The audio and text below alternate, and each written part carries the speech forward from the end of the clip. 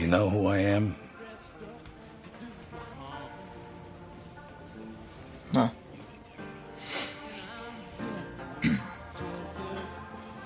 You met my friend, Mr. French, the other night.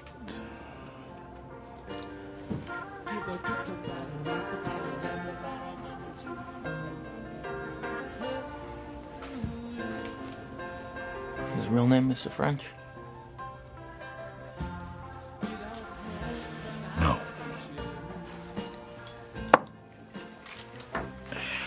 Come with me.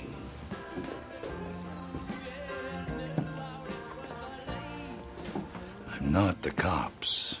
Not asking you. Hey everyone, welcome back to Tully Television, and today we're going to be doing my retro blast. It's going to be spotlighting The Departed, a movie starring a star-studded cast.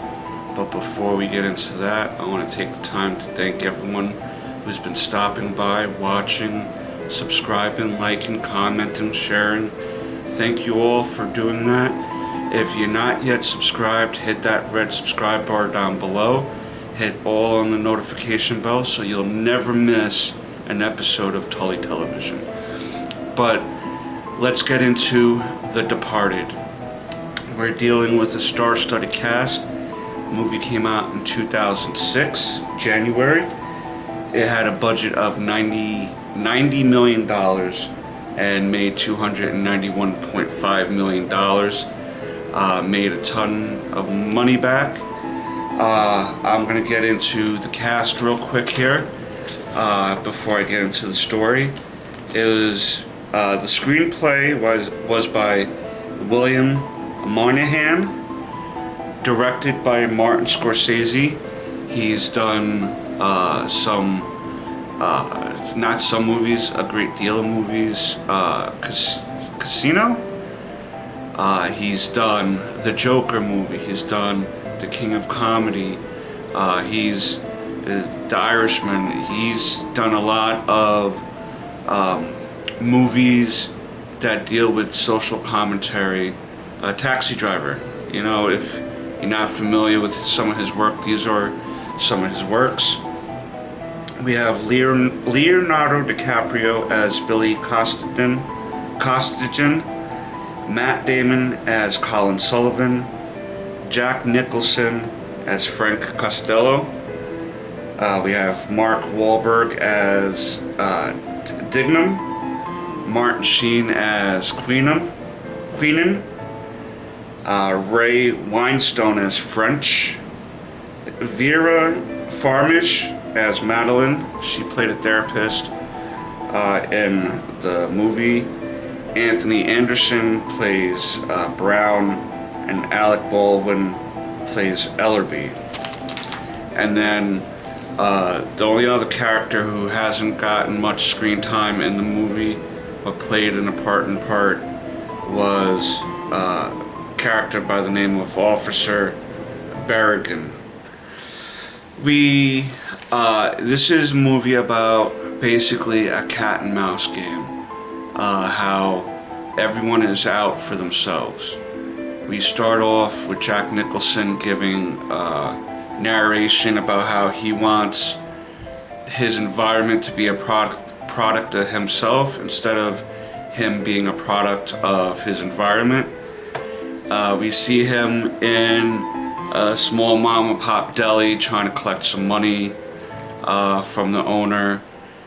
We can kind of tell the type of guy Frank is already, Jack Nicholson's character, because he kind of is bitching and moaning about the amount of money he got and mentioned about how his daughter's getting older and pretty and asked if she had gotten her period yet. So that was his subliminal threat to the guy about giving him more money because, you know,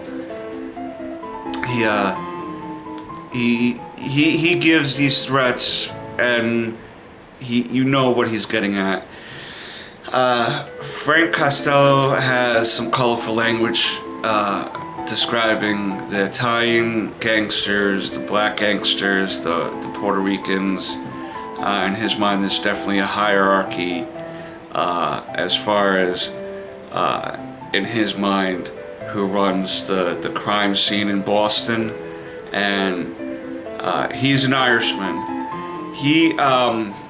The character is loosely based on this real life gangster, Whitey Bulger, and they kind of based on some of that real life story interjected into this story, and so his character is kind of based off of that.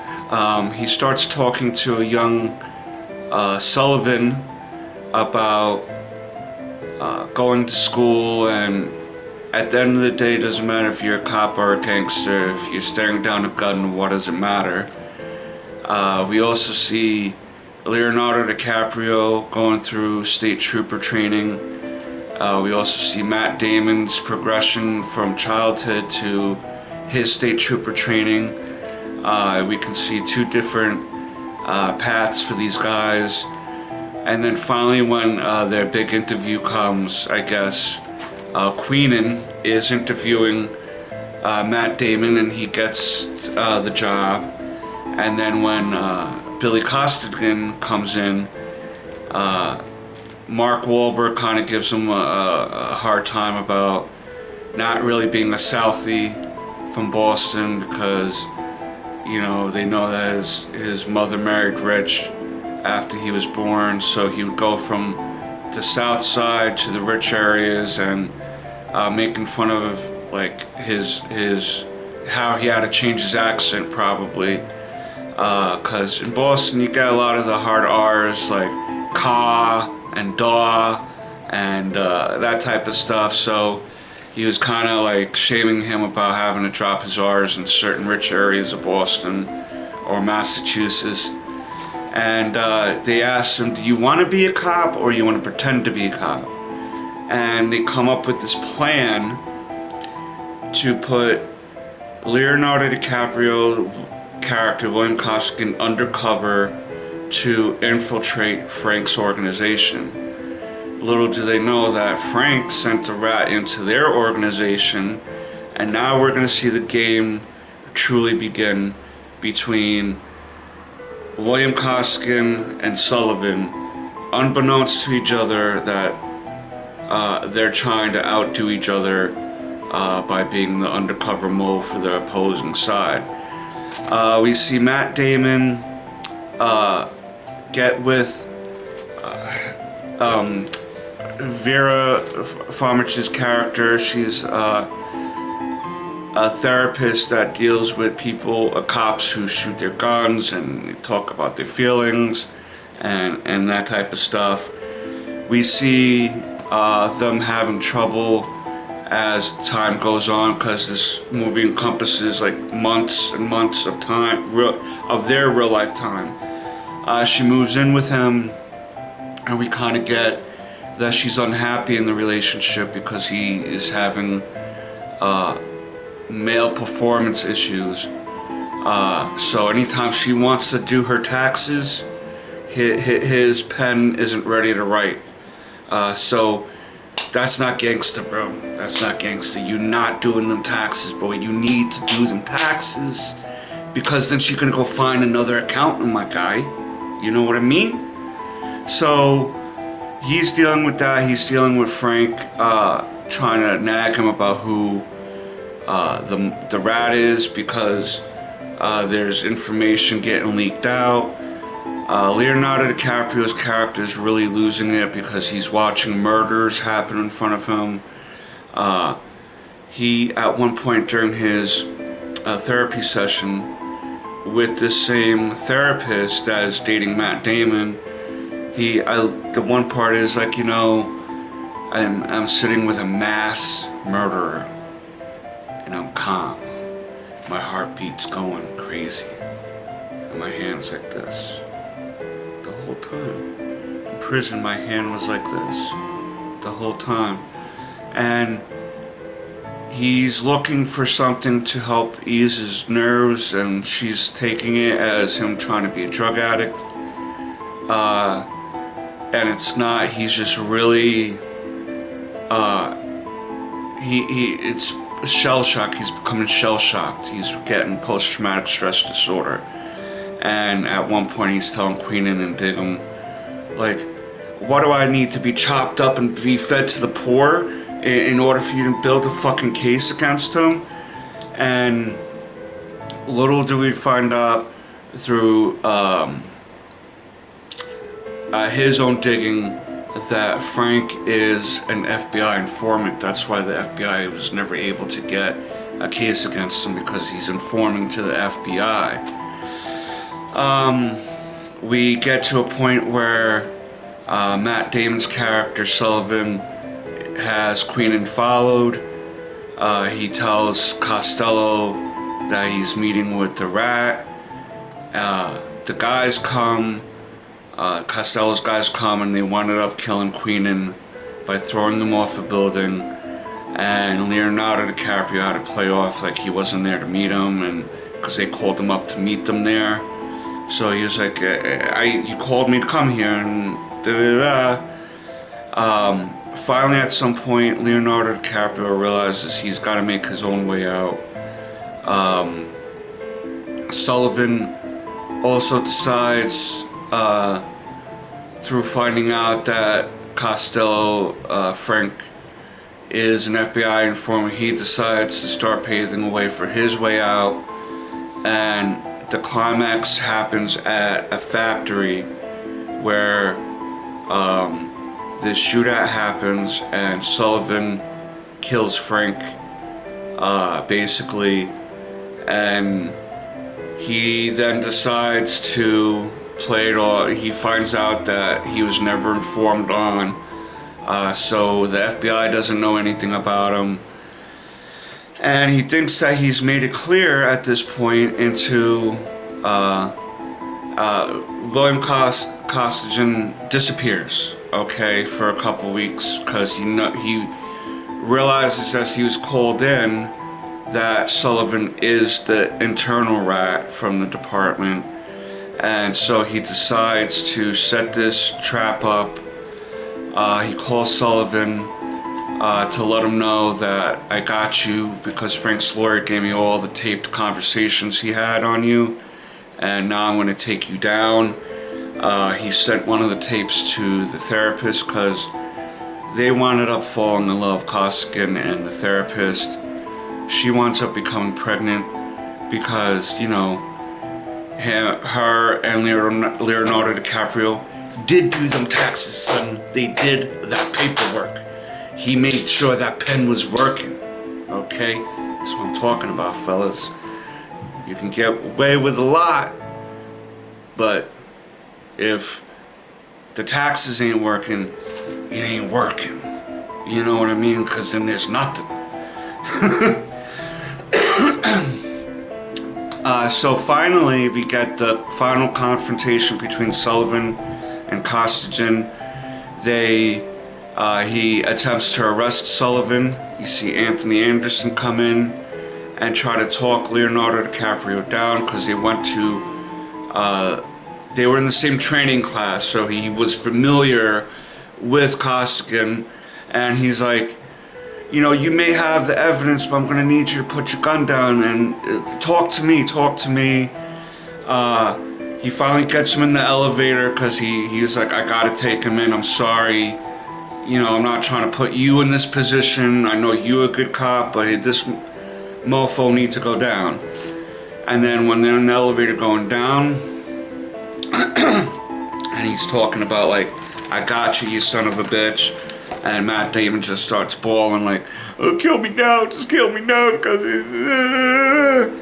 and then when the elevator opens, bang! Costigan, Leonardo DiCaprio got fucking shot in the head by Officer Barrington. Barringham.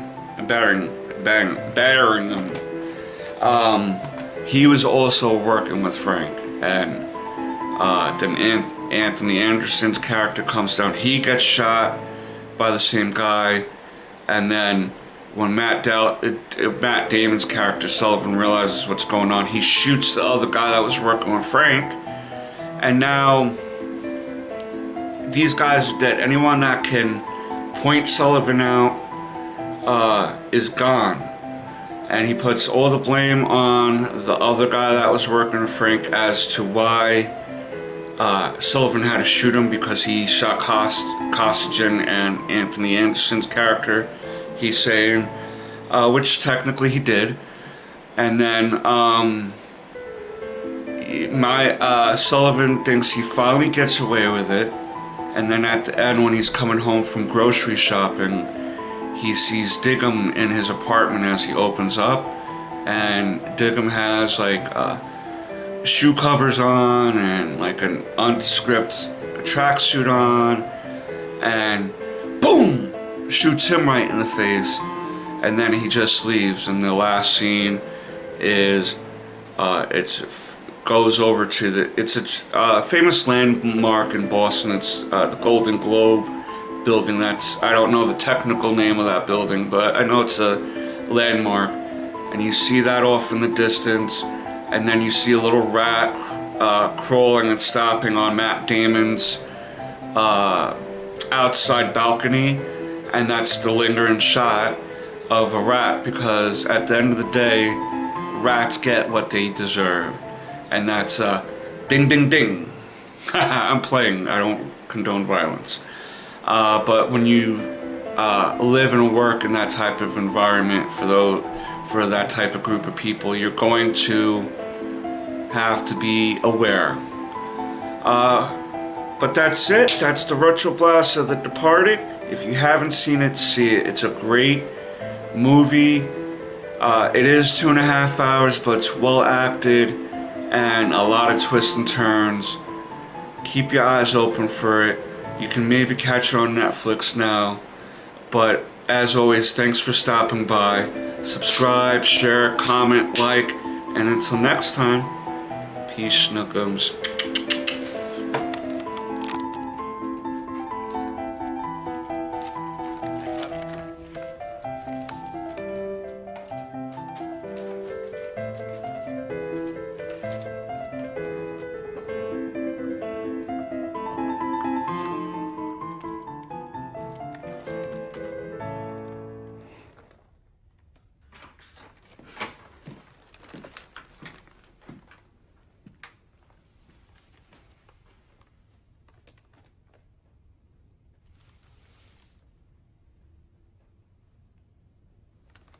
Okay.